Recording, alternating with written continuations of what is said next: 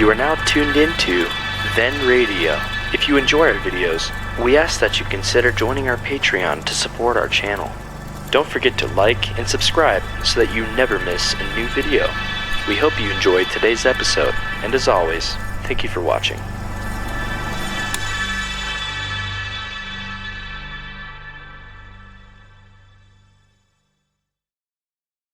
This episode from the life of Sherlock Holmes will be transmitted to our men and women overseas by shortwave and through the worldwide facilities of the Armed Forces Radio Service. Petri Wine brings you Basil Rathbone and Nigel Bruce in the new adventures of Sherlock Holmes.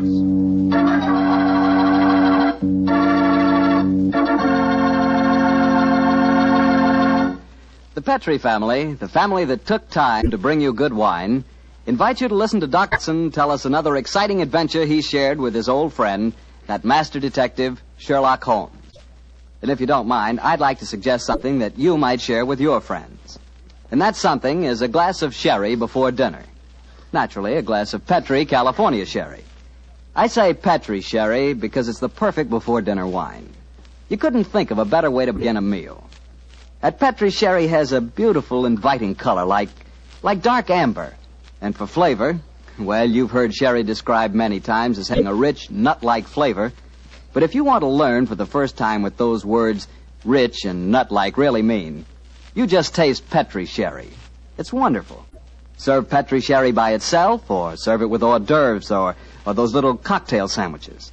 And incidentally, if you prefer your sherry dry, not sweet, just ask your wine merchant for Petri Pale Dry Sherry. Well, the important thing to remember is if you want sherry, you want Petri sherry, because that means good sherry. And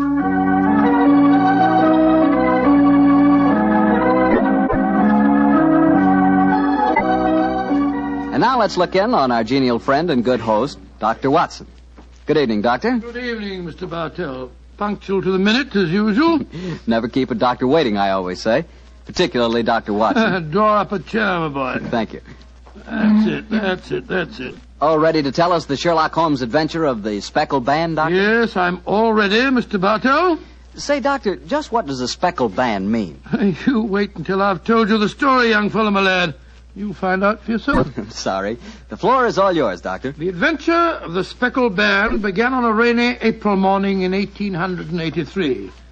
An urgent call from one of my patients had kept me up most of the night before, and in consequence I came down to my breakfast rather later than usual to find that Holmes had already left our house some hours earlier. As I sat there reading the morning paper and consuming my 2 lightly boiled eggs, there was a knock at the door. It opened to disclose a typical example of the British working man, a bag of tools in one hand and a grimy cap in the other, as he spoke to me from the doorway. You sent for me, Mr. Holmes? I'm not Mr. Holmes. Oh, beg your pardon, Governor. But I've come to mend the guest bracket over the mantelpiece. Oh? What's wrong with it? I've got a leak in it. Oh, leak? Well, what's wrong with your work? Yes, sir. Hope I won't be disturbing you, No, sir. No, that's all right, my man. Don't mind me. Oh, dear. Very untidy man, Mr. Holmes, sir. What do you mean by that? Well, you can't help noticing the mess this room's in. I've heard say he was as tidy as any when he started. But he learned bad habits from a bloke what lived with him. Dr. Watson, I think his name is. You impertinent fellow. How dare you talk to me like that? I've got a good... Oh, where does he go to? Here! You come out of there! That's Mr. Holmes's room. Don't be angry with him, Watson. What? Just slipping out these grimy rags into a dressing gown. Good gracious me. So was you, Holmes. Well, upon my soul, I'd never recognized you, but why the disguise? A case, my dear Watson, a case. One of those small problems which a trusting public occasionally confides to my investigation. To the British workman, old chap, all doors are open. His costume is unostentatious and his habits are sociable. Tool bag is an excellent passport, and a tawny moustache will secure the cooperation of maids. But what's the case, Holmes? A modest little drama of life in the kitchen, one of those seemingly inconsequential affairs, and yet, Watson, the honor of a duchess is at stake. Duchess? A mad world, my masters, a mad world. Now I feel a little more comfortable. Let's return to the sitting room, shall we? A strong cup of tea would be most acceptable. Oh, I wish you'd tell me about the Duchess and life in the kitchen, Holmes. Some other time, old fellow, some other time. At the moment, suppose you tell me what you know about Miss Helen Stoner, I received a letter from her this morning in which she informed me that she would be calling here at 11, and also that she was a friend of yours. Helen Stoner. Oh, yes, yes. A charming girl indeed. Pour me a cup of tea, Watson, and tell me about her. Well, I befriended her at the time of the tragic death of her sister 2 years ago. I told you about the case, don't you remember? The sudden death of Violet Stoner at an old house in Stoke Moran. Oh, yes. It all comes back to me now. There was an inquest, wasn't there, with a string of stupid, ineffective witnesses. Huh? I was one of them. Oh, I'm sorry, old fellow. Then you were the exception, of course. Wait a minute. Let me see. I docketed the evidence on the case. Where is it? My scrapbook. Here we are. Let me see. Yes, S. Salisbury, Hatchet, Murder, Lordson, Simon. Here we are. Stoke Moran. Yes, I remember the affair well now. The villain of the piece was Dr. Grimsby Roylott, wasn't he? Yes, a dreadful fellow. He's the stepfather of the two girls. Violet, the one that died so mysteriously. Helen, the one who's coming here to see you. Dr. Roylott has a pretty record. 55 years of age, killed his kit McGar in India, once in an insane asylum, married money, wife died, distinguished surgeon. Well, Watson, I wonder what the distinguished surgeon has been up to now. Oh, some deviltry, I fear. Why do you say that? You remember that Miss Violet Stoner's death followed close upon the announcement of her engagement? Yes. Well, I met Miss Helen Stoner on the streets a few weeks ago. She told me that she'd just become engaged to a young fellow in the army who was leaving for the Far East. She was very upset at the thought of being alone with her stepfather at Stoke Moran. Oh, naturally it was. Dr. Roylott stands to lose a considerable sum of money in the event of his stepdaughter's marriage. Yes, they both had a trust fund which he administered only as long as the girls were unmarried. That fact was brought out at the coroner's inquest 2 years ago. But if Roylott did poison the other stepdaughter, and I'm pretty convinced that he did, it seems unlikely that he'd try it again. 2 sudden deaths in the same household could hardly pass the coroner. Oh, no, my dear Watson. You're making the mistake of putting your normal brain into Roylott's abnormal being. Oh, that must be Miss Stoner now. Yes, let me see. It's precisely 11 o'clock. Well, let's see what we can do for her. Well, I hope you can help her, Holmes. She's an extremely nice girl. Come in. Yes, Mrs. Hudson? There's a Miss Helen Stoner to see you, sir. She says she has an appointment. Show her in, please, Mrs. Hudson. Aye, sir. Come in, my dear. Thank you. Miss Stoner, I'm so glad to see you again. How do you do, Dr. Watson? And this must be your friend. Yes, Miss Stoner, I'm Sherlock Holmes. Sit down by the fire, won't you? Yes, please do, my dear. Hello, you're trembling with cold. It's not cold that makes me shiver. Tell me, Mr. Holmes, has my stepfather, Dr. Grimsby Roylott, been here? No, he hasn't. He saw me in the street. I dashed by him in a hansom cab, but he saw me. Our eyes met and he waved me to stop, but I came here as fast as I could. Very sensible move. Dr. Watson has already given me several hints to your present problem, as well as having refreshed my memory as to the circumstances of your sister's death. My problem is a simple enough one, Mr. Holmes. I'm waiting to be murdered. No, my dear please girl. be a trifle more explicit, Miss Stoner. Very well, Mr. Holmes. My fiancé is leaving for the Far East today. When he leaves, I shall be alone with my stepfather at Stoke Moran. He plans to murder me just as he murdered my sister. What makes you say that, Miss Stoner? Many strange things have happened recently. For instance, he's just moved me into the bedroom in which my sister died. Well, what reason did he give for changing your room? That my old one needed repainting. It didn't need it, but Dr. Roylott did need to move me into that horrible room. And other things have happened. I've heard the music again. Music? What music? My sister first heard it a few days before she died. I heard it myself on that dreadful night she breathed her last. Oh, Mr. Holmes, I'm terrified. Don't worry, my dear. Please don't worry anymore. You have friends to help you now. Do you mind if I ask you a few questions? No, of course not. Now, this music. Does it seem to come from inside the house or outside? Well, it's hard to say. It sounds so faint. What's it like? A sort of soft droning sound. Like a flute or a pipe? Yes, it reminds me of native music I heard during my childhood in India. India, eh? Oh. There's one other thing that puzzles me, Mr. Holmes. Now, what's that? My sister's dying words. As she lay in my arms, she gasped out 2 words. Oh, what were they? Banned and speckled. You remember that evidence from the inquest, don't you, Dr. Watson? Yes, I do. I couldn't make head or tail of it. So? Band, speckled, Indian music. Miss Stoner, do you sleep with your door and windows fastened? Yes, Mr. Holmes, but so did poor Violet. It didn't save her, though. What did you gather from your sister's dying allusion to the band, the speckled band? Well, sometimes I thought it was merely the wild talk of delirium, and sometimes that it referred to a band of people. Oh, yes. I remember that there were some gypsies encamped quite near us at the time of Violet's death. Gypsies, eh? Yes, and it occurred to me that the spotted, gaily-coloured kerchiefs, which so many of them wear over their heads, might have suggested the unusual adjective which my sister used. Miss Turner, how long is it since you heard this strange music that you've told us about?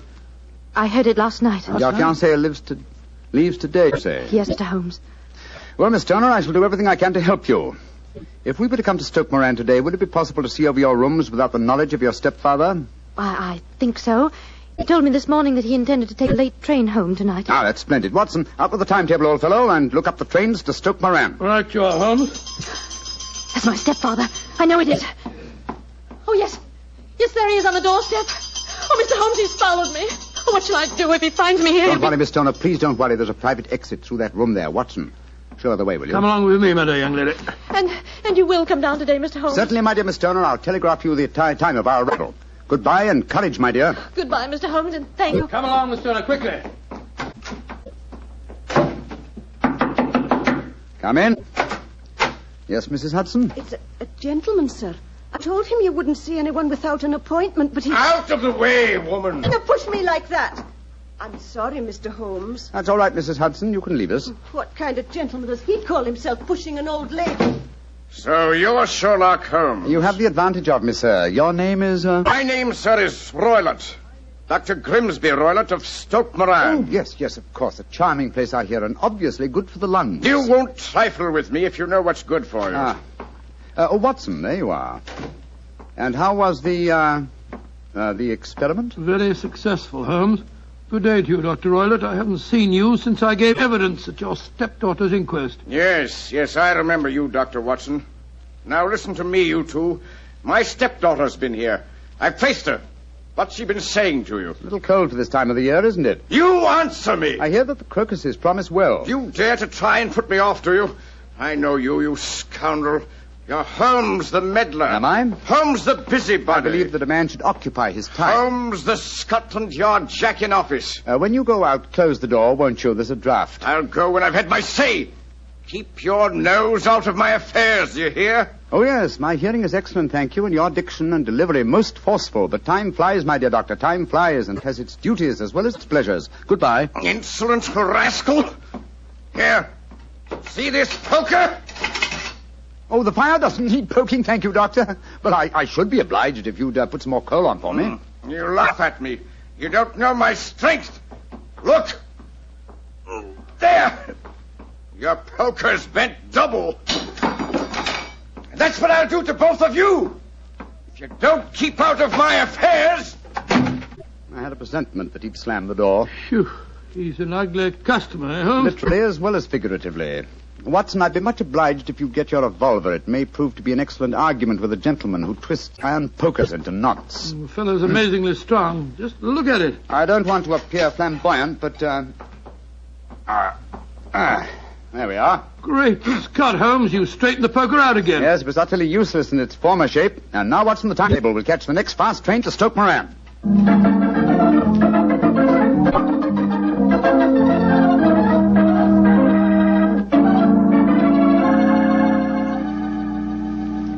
Oh, Mr. Holmes, Dr. Watson, I'm so relieved that you've come.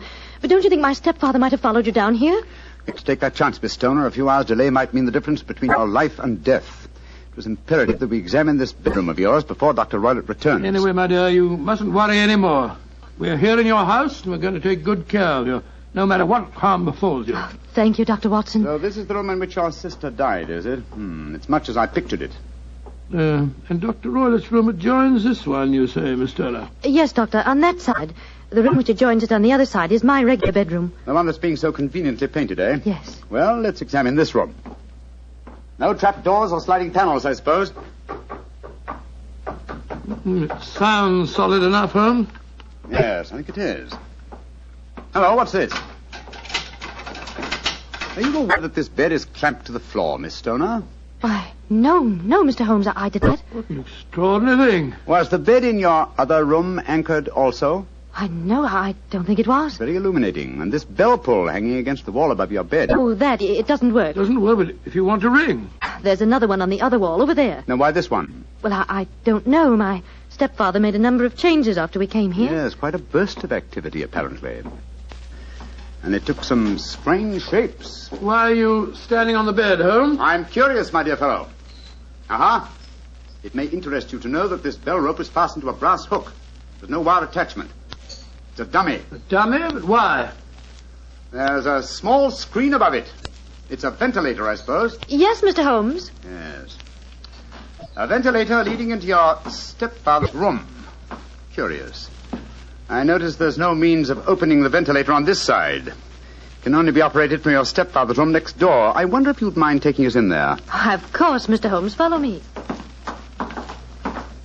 What do you make of it, Holmes? There's devil's work afoot, old chap. Here we are, Mr. Holmes. It's much the same as the other room. A bit bigger, perhaps. That large safe against the wall seems to be an unusual piece of bedroom furniture. What is it, Miss Stoner? My stepfather's business papers. Oh, yes. You've seen inside it, then? Only once, some years ago. I remember that it was full of documents. What's this saucer of milk doing on top of it? Does Dr. Roylott keep a cat? No, but he does have a cheetah and a baboon as pets. He brought them with him from India. Well, Holmes, a cheetah is just a big cat. True, but I doubt if a saucer of milk would go very far in satisfying the appetite of a cheetah. Well, I think I've seen enough. This matter is too serious for hesitation. Your life may depend upon your following of my instructions, Miss Homer. I'll do anything you say, Mr. Holmes, anything. Is that village inn I see through the trees from this window? Yes, the Queen's Arms. Your bedroom windows would be visible from there.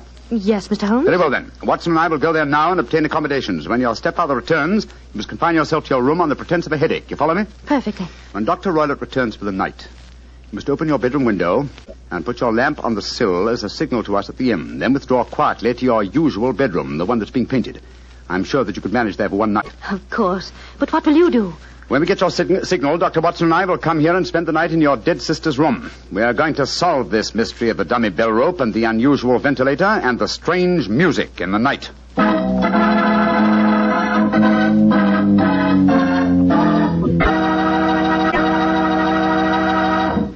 You'll hear the remainder of Dr. Watson's story in just a second, so I'm just going to point out that at any really important dinner, you know, like when diplomats get together, you'll find wine on the table.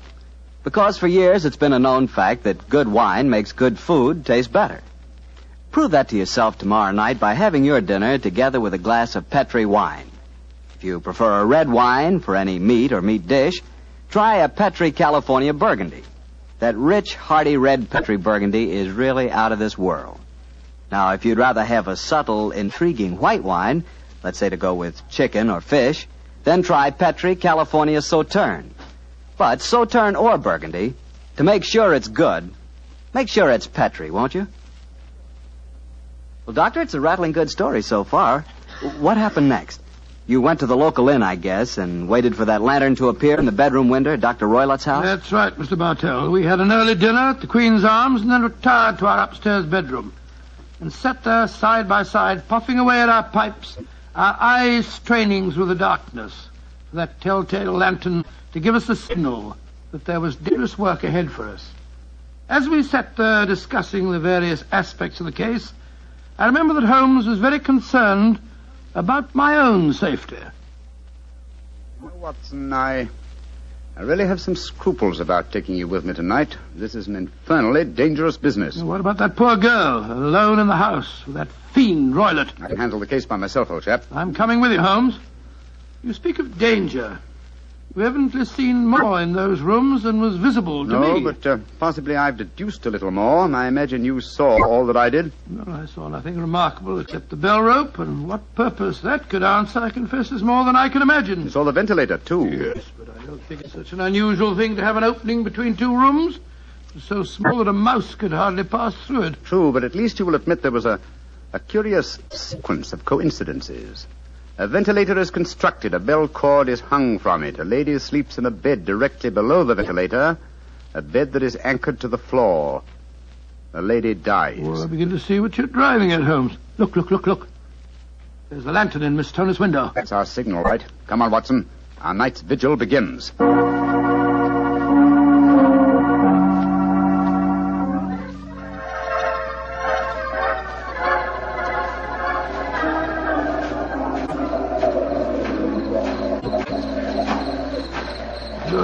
What a foul night. Foul night for foul business, Watson. Come on, through these laurel bushes. It's only another 50 yards to the house. Yes, the lantern's still burning away in the bedroom window, Yes, all the other lights are out. including the one in Dr. Toilet's room. He must have gone to sleep. To bed, possibly, Watson, but not, I think, to sleep.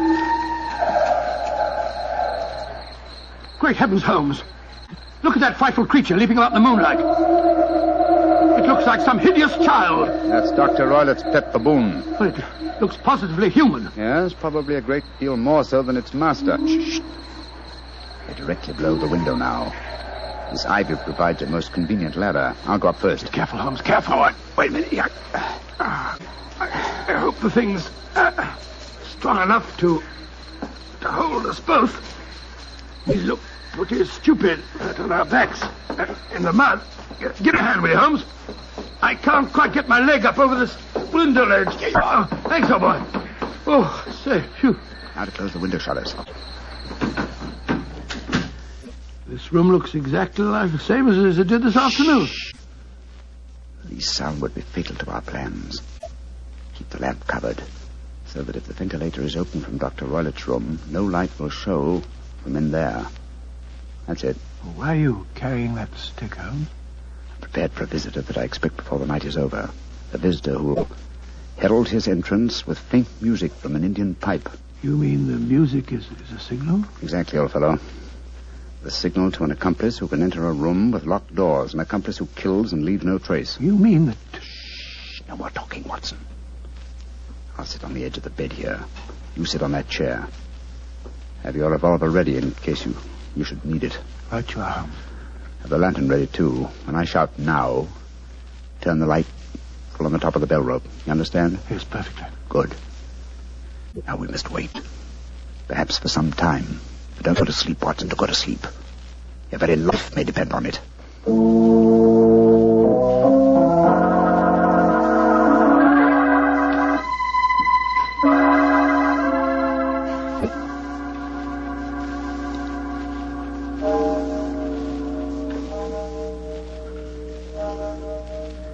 Watson. Yes? You're not smoking, are you? No, Holmes. I smell tobacco smoke. Must be drifting through the ventilator. Exactly. Dr. Roylett is up. Look. There's a tiny shot of light showing up in the ventilator. Shh. Listen. There's the music. Yes. Heralding the messenger of death. Have your lantern ready, Watson.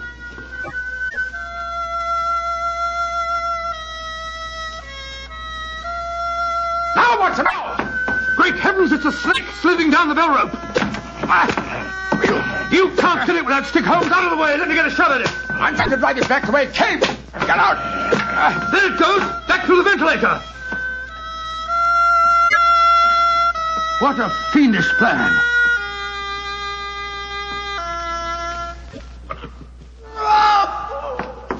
Quick, Scott, what's that? I think the devil has turned on its master. Come on, Watson, into Dr. Roylett's room. Dr. Roylett! Dr. Roylett! Doctor! Good Lord, Holmes. Look at him sprawled on the bed. Look at his eyes. Yes. And see what is coiled around his forehead. It's the snake. Yes, the band. The Speckled band. He's dead, Holmes. Yes, he's been bitten by the deadliest snake in the world. The Indian swamp adder. Deadly fangs produce death within 10 seconds. Well, Watson, violence does in truth recoil upon the violent. And the schemer falls into the pit which he digs for another. What should we do now, Holmes? We must remove the macabre headgear from the dead doctor and return the snake to its den. Then I suggest that we tell Miss Stoner that there's no more danger under this roof. After that, we can turn the matter over to the local police. Our work is done.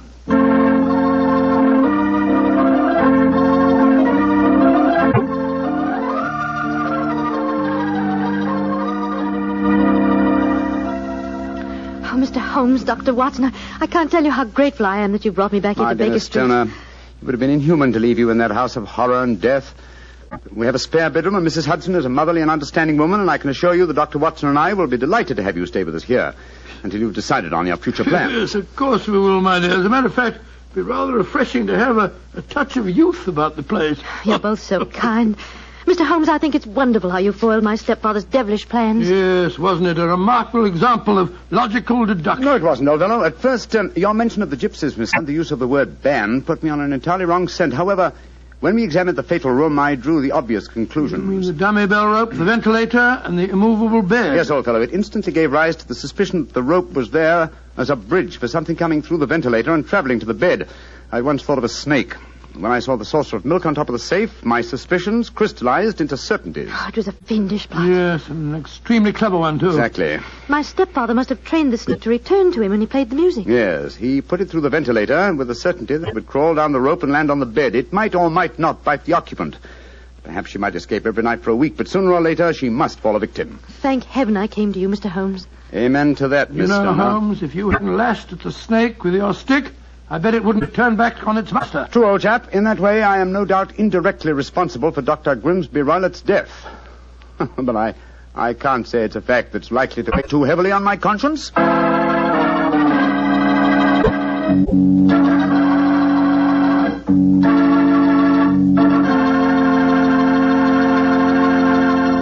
Doctor, that was quite a fascinating story. You know something? I'm not exactly a coward, but no kidding, my toes really curl when I get mixed up with snakes. Oh, you're not alone in that respect, Mr. Bartell. I must admit that I like to have a revolver and at least 20 feet between me and any snake that wants to cross my path. Well, if you want a revolver in 20 feet, I'll take a cannon in 20 miles. It's fortunate that you're a wine expert, Mr. Bartell, not a detective. I'm afraid you wouldn't, shall we say, find detecting to your liking? We certainly shall say it. And incidentally, I'm not a wine expert, Doctor. All I know about wine is that it either tastes good or it doesn't. And I also know that Petri wine always tastes good. The Petri family sees to that. The name Petri on the label is the personal assurance of the Petri family that every drop of wine in that bottle is good wine. And they know how to make it good because they've been making fine wine for generations. Handing down from father to son,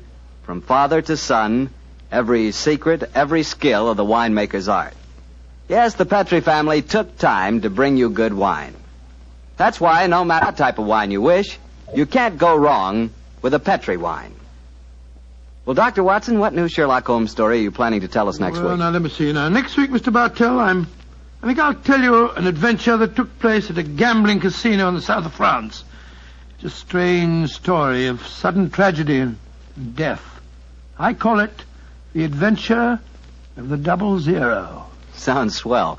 We'll all be listening. You know, Mr. Bartell, before I go, I want to say that every one of our friends bought war bonds to help our boys win the war. Now let's all buy victory bonds to help bring our boys back home again. Yes, and let's buy victory bonds to make sure that the men who were wounded will get the finest possible care. Those same victory bonds will help make the GI Bill of Rights a success, too. And they'll help provide for the families of those men who gave everything, including their lives. The men of our armed forces finished their job. Now let's finish ours. Buy victory bonds.